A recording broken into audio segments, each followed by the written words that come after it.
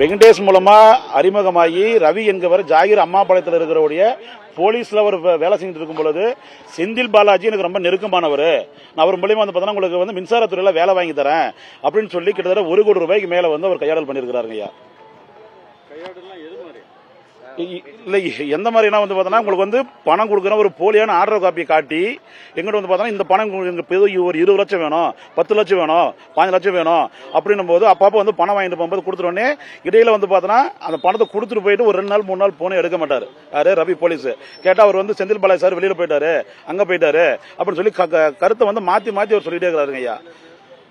நான் வந்து பார்த்தோன்னா கடைசியாக வந்து பார்த்தா என்னோட பிஏ பணம் சொந்த பூர்வீக சொத்தெல்லாம் வித்துட்டு நாங்கள் வந்து இவ்வளோ பணம் கொடுத்துருக்கோம் அவருக்கு.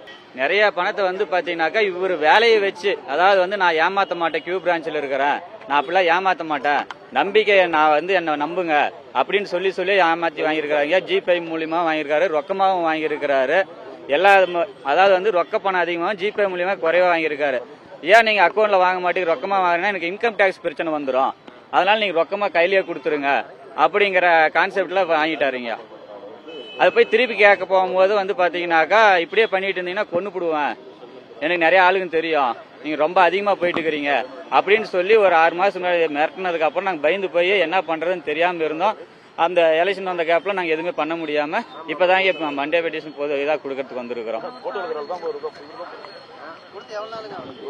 இப்ப கொடுத்து கிட்டத்தட்ட அதாவது ஆரம்ப காலம் வந்து 2021, முடிவு காலம் வந்து பாத்தீங்கன்னாக்கா 2025 ஜனவரி வரைக்கும் வாங்கியிருக்காருங்க. கொஞ்சம் கொஞ்சமா, அதாவது வந்து அது வேண்டாம் எங்களுக்கு ரிட்டர்ன் பண்ணுனாக்கா அப்பெல்லாம் பண்ண முடியாது, கொடுத்தா முடியும், முடிச்சிட்டு போங்க இப்படியே சொல்லி ஏமாத்தி வாங்கியிருக்காங்க.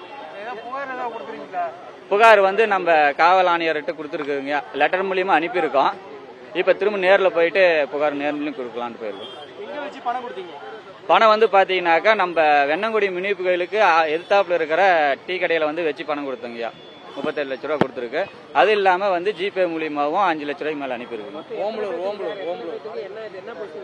இது வந்து பாத்தீங்கன்னா மின்சாரத்துறையில வந்து பாத்தீங்கன்னாக்கா அசிஸ்டன்ட் இன்ஜினியர், அந்த மாதிரி உதவி ஒரு இன்ஜினியர் கீழே உதவி ஆபீசர்ஸ் நேரும் அந்த மாதிரி இதெல்லாம் போட்டு கொடுத்துருந்தாருங்க. எதுங்க 4 வருஷமா இது அப்படியே தொடர்ந்து நீடிச்சுக்கிட்டே இருந்திருக்கு.